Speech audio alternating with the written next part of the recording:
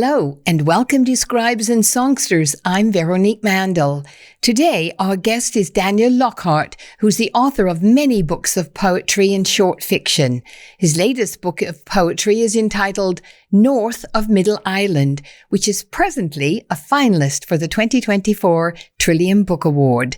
Daniel's works have been nominated for numerous awards. He is pùkuwànkoamimëns of the Moravian of the Thames First Nation. He currently resides on the North Shore and Pelee Island, where he is the publisher at Urban Farmhouse Press.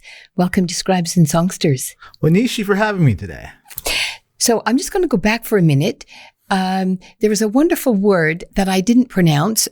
South Shore. Mm-hmm. Can you tell me about it? Pronounce it for me. Okay. Well, the word in question is often a tongue twister for many people in the area.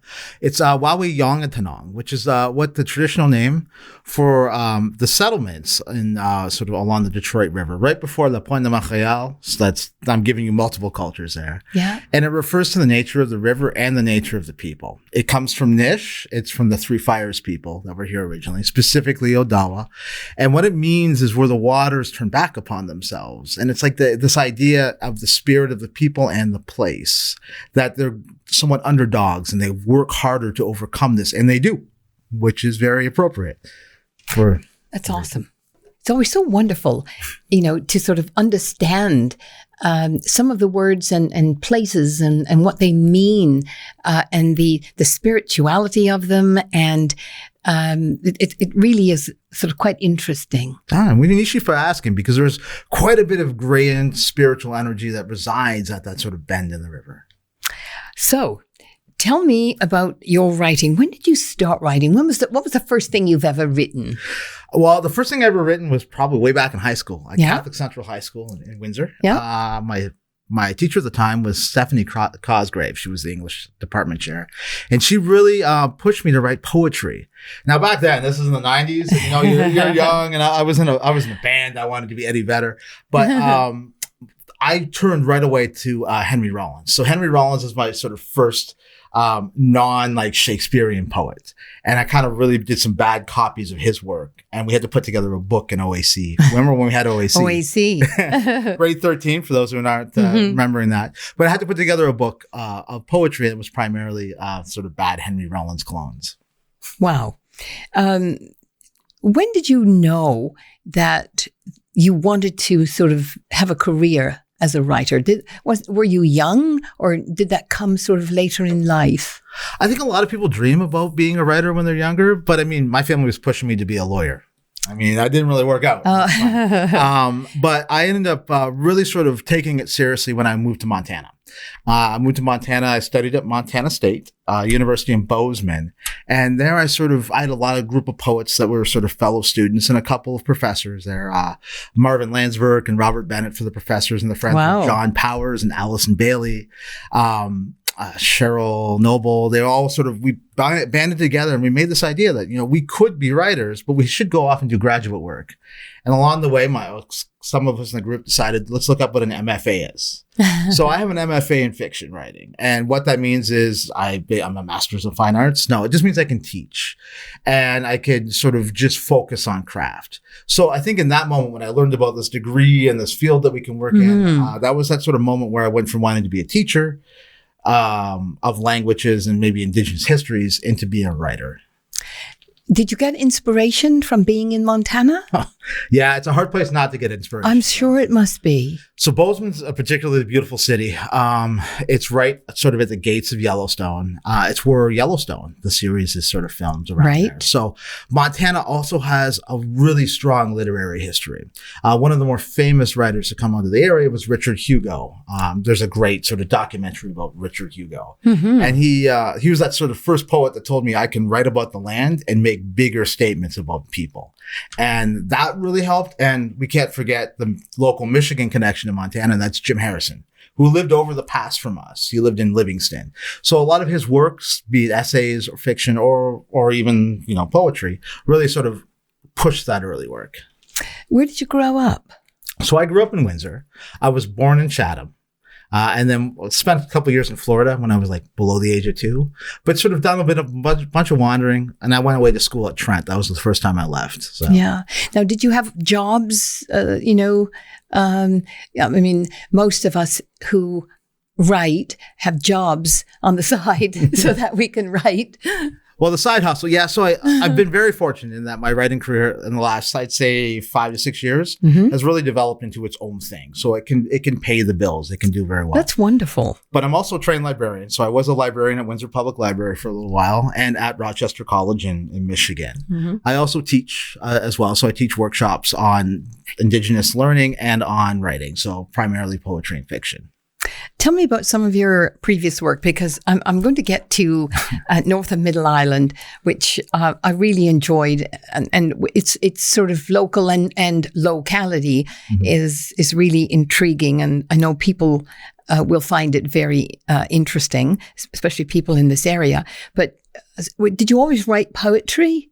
Have you ever written anything else? Yeah. So my major, this is even weirder. My major was fiction. So I went into Indiana University, Bloomington, with a fellowship in fiction writing. And I was very fortunate to be trained by 2 exceptional poets in Catherine Bowman and her close friend, was Campbell McGrath. And he sort of came up and visited and talked to us. But most of my training was actually in fiction. So, poetry sort of just comes naturally. It's something that you do in those sort of quiet moments, right?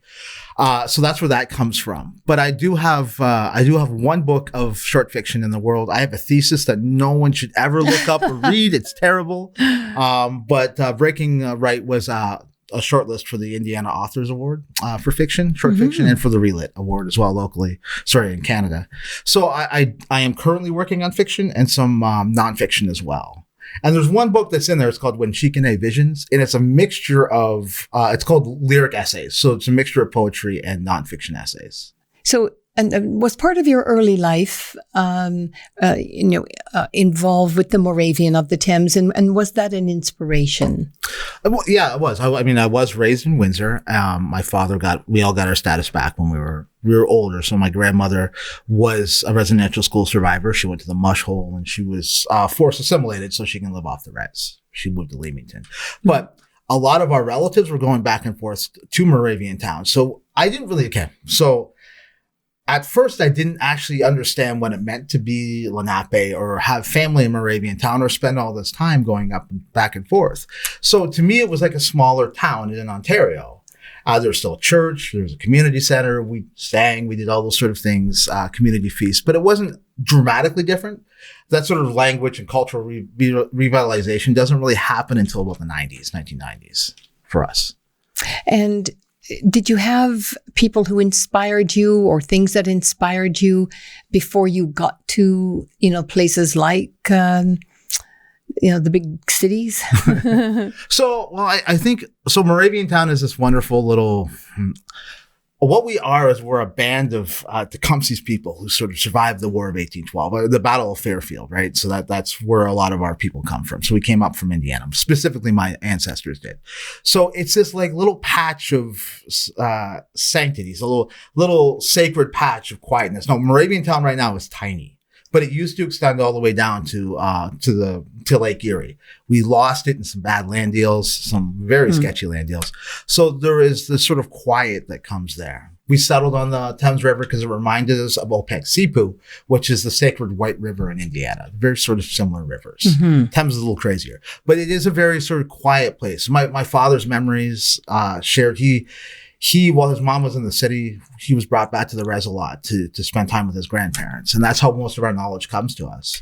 So he always talks about like lying on, there's a poem in my first book called Big Medicine Comes to Erie, where he's lying on his back and he's reading the newspapers that are on the wall that were up in the attic. So there's a lot of that comes back. And we go every year whenever we can for the powwows or sort of, I guess, community feasts and things like that.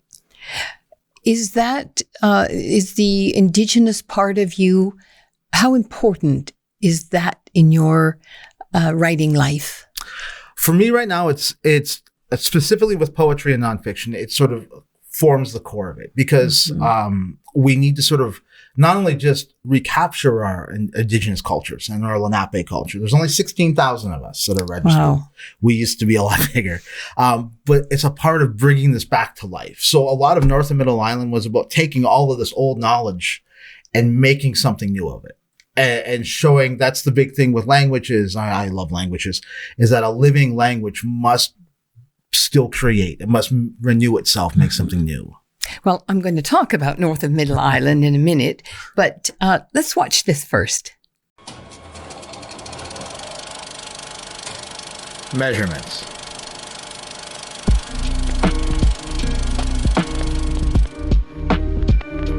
Our great southern nation has proclaimed the northern to be 2 feet higher, and the border runs through the neutral sea. That we lose 20 meters of gravel to a flood measured in years rather than fronts. We live in fear of measurement. How it can be layered upon the earth we walk. The lake will be more green than earth where Zug meets Rouge. We measure fear by clear mornings. The Makwe was spotted at the north end beneath a slouching lighthouse. Monarchs arrive like dogwood pollen, and pelicans have begun to eat gagashimag. When the ferry arrives between windstorms and government austerity, we are certain that the measure of water between Westview and Kingsville is counted by light reflected in the mirroring of all too human distance.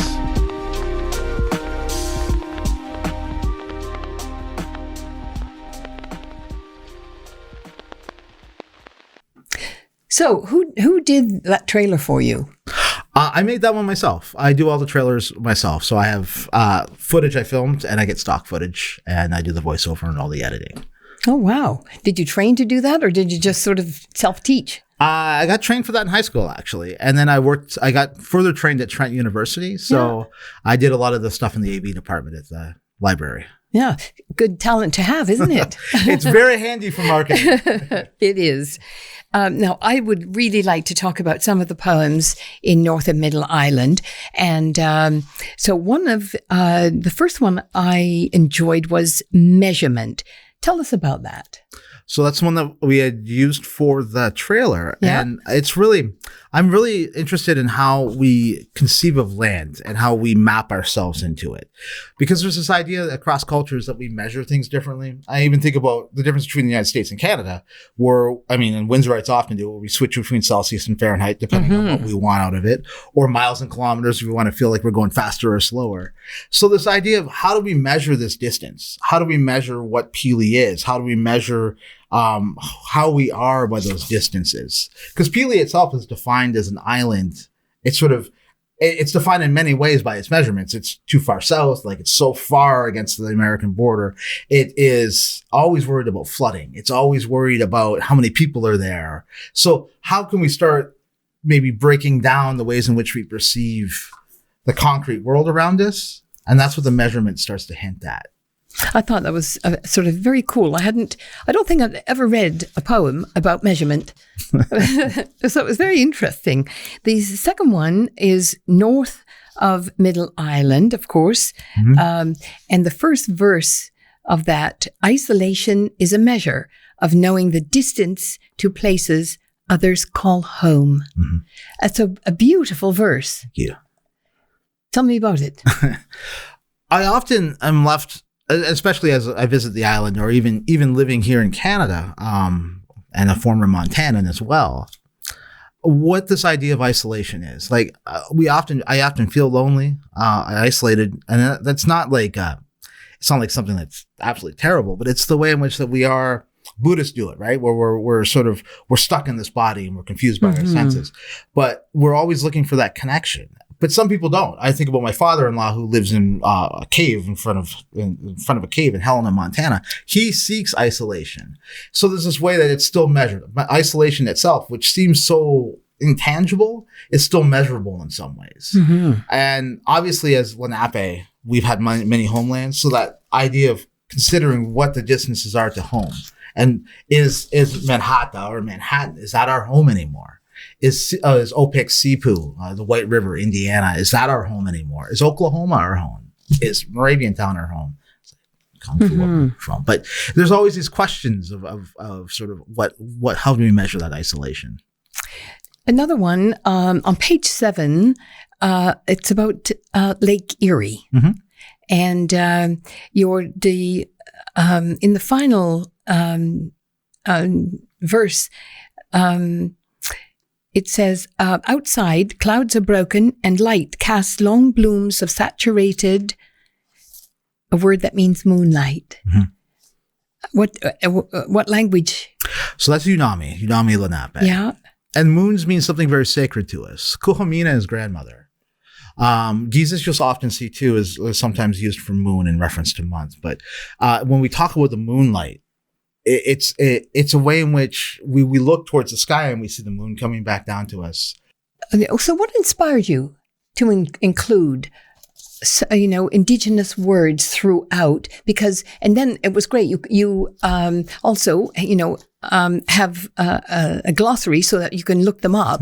Where did that inspiration come from? It's actually originally comes from Seamus Heaney, the great Irish poet.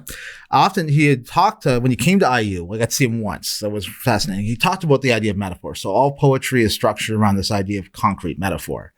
And we often use terms that are English. Sometimes when you slip between languages, you'll find them using like French terms and Canadian as well. That's the anchor points that we have between consciousness. Yeah. So I part of the thing with bringing languages back is to hear it. And if I put it in the work, a lot of people could intuit it. So Ian Higgins, who's the editor at Malahat Review in Victoria, at the University of Victoria, we talked about this, and he doesn't like having the lexicography in the back. He wants people to encounter the word as it exists on the page. I don't know how much I agree with that, but I know what he's doing, because he's making readers sort of intuit and internalize what that means. And there were words that we talked about today that we're definitely going to internalize right after this. Yes. Today I was playing with words as well, so there's some of those sitting in the back of my head. But like when I think about people over the ocean, over the water, I don't think about people over the water. I think of the word osakame. And osakame is our word for people that came over the water. I actually like the idea of you having it at the back, because it teaches, for me, it teaches me new words. And if I didn't understand them, I may not go and look them up. Whereas now I look at them and it means a lot more. I think so. And I think it's important because these are often standalone. You're on a train, you're not going to be able to have the other book, right? Absolutely. Or on a plane. Yes. I think you still have the internet on a train, but same thing. The other, page 16, mayflies. Why did you want to write about mayflies? People hate them. So Pelee's this wonderful place. The world is so different than what it was when our languages were sort of really vibrant and spoken everywhere. And Pelee's that last place where you can still sort of see that vibrancy in this region. How about reading that one? I could definitely do that. It's a really important poem in terms of the collection as a whole. Oh, so good. We'll get to that afterwards. All right. So this is Collecting Teepee Poles from the Pelee Island Transportation Company for William Dwyer. Understand they are lodge pole, all 70 of them. Quahoki, imported to this Carolinian island from a stand outside the federal prison at Deer Lodge, Montana. These are the ribs that must hold canvas against sky. And we collect them beside the warehouse at the federal dock. Between arrivals and summer storms, we pull in and load them atop a sputtering Subaru. Two Indians moving ribs of High Plains housing design onto land that has been forgetful of its indigenous past. This ringing early summer heat still left over from too many house beers with the ferry crew and tavern talk about visiting wrestlers, the tales they leave in their wake, truth and fiction, our past lingers like the humidity of last night's storm. The transport is simple enough, slow across the island's one paved road. The collection is what matters, done at speed, far too late into the day, with an unearned confidence of two urban Noxons figuring out how to add a touch of themselves to this stolen land. So yeah, picking up teepee poles. You ever seen a teepee pole? I did. They're huge. They are huge. And I'll tell you right now, a Subaru Forester is not quite as long as a teepee pole. Yeah.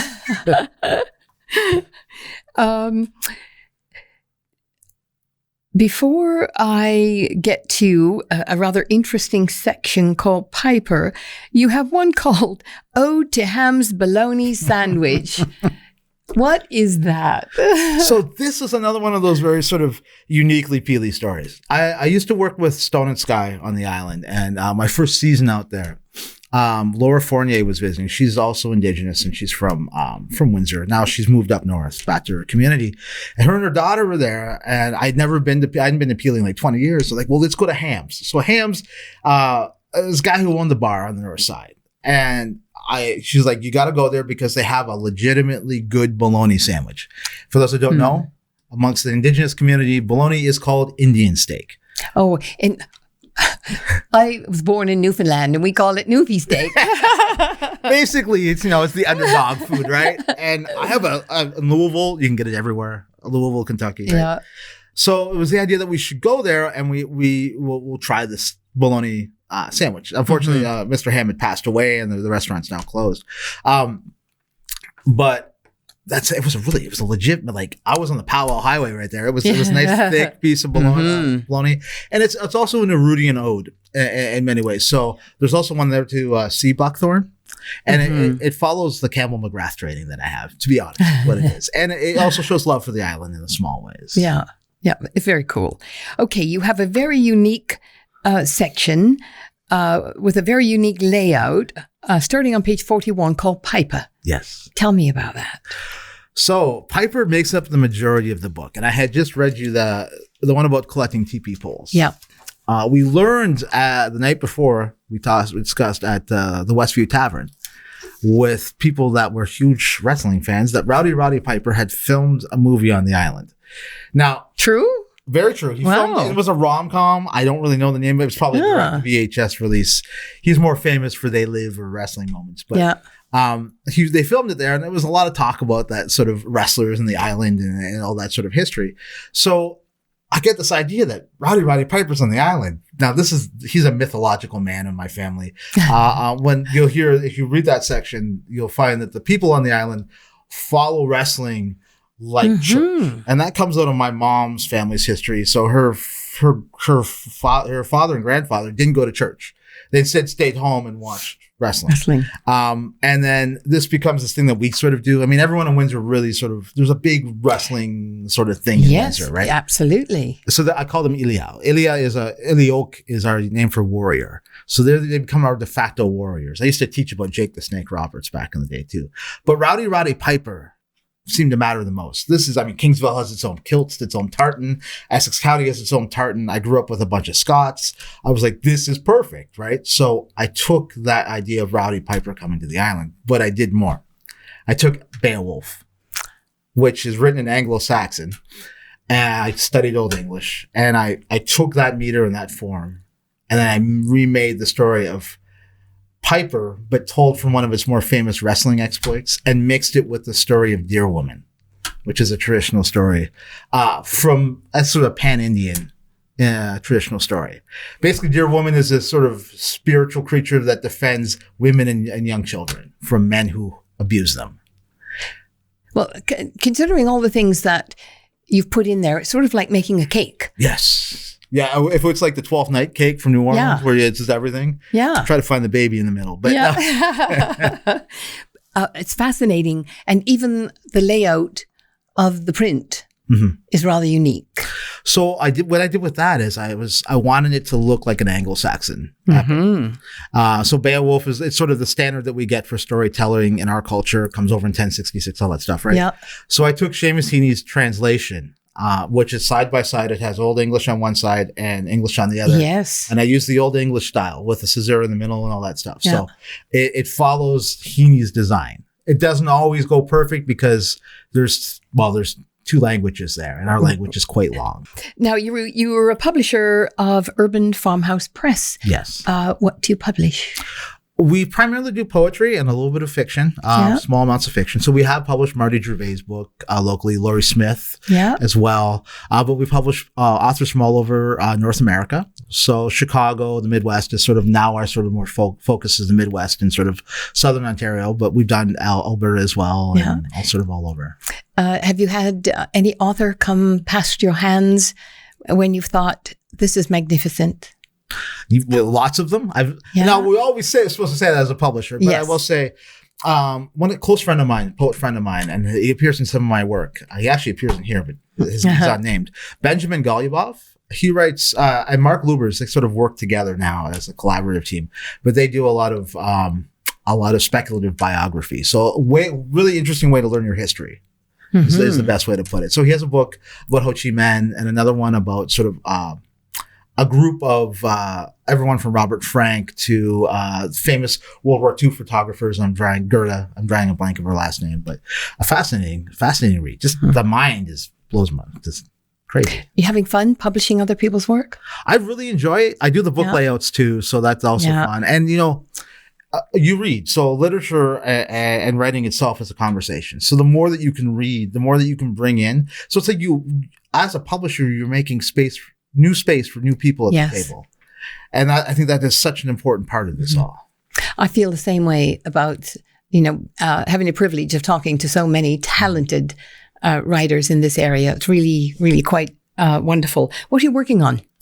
I have a book that's currently under consideration. It's called Commonwealth, and it was funded by the Ontario Arts Council, the Canada Council for the Arts, and see all that things. So that's currently under consideration. It's another poetry book, and it explores migration in Indiana. But the big ones, the ones that everyone seems to be most interested in right now, Temescamawes on the High Rope, which is a fiction book, historical fiction book set in Indiana in 1882. A lot about Lew Wallace, about the last Lenape left standing there, and you're going to be surprised, wrestling.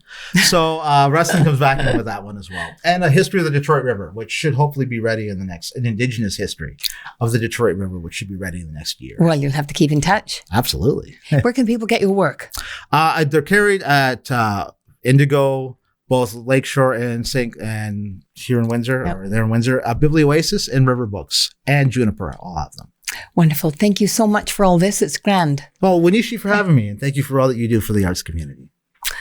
Well, unfortunately, that's all for this edition of Scribes and Songsters. Thanks to our Scribes and Songsters team, producer Brian Sweet and technical producer and editor Gary Glass. Grateful thanks to Tony Toldo and the Toldo Foundation, and to Neil and Tina Queering for their support. Thank you for watching. Hope to see you soon, right back here on Scribes and Songsters. I'm Veronique Mandel. Bye for now.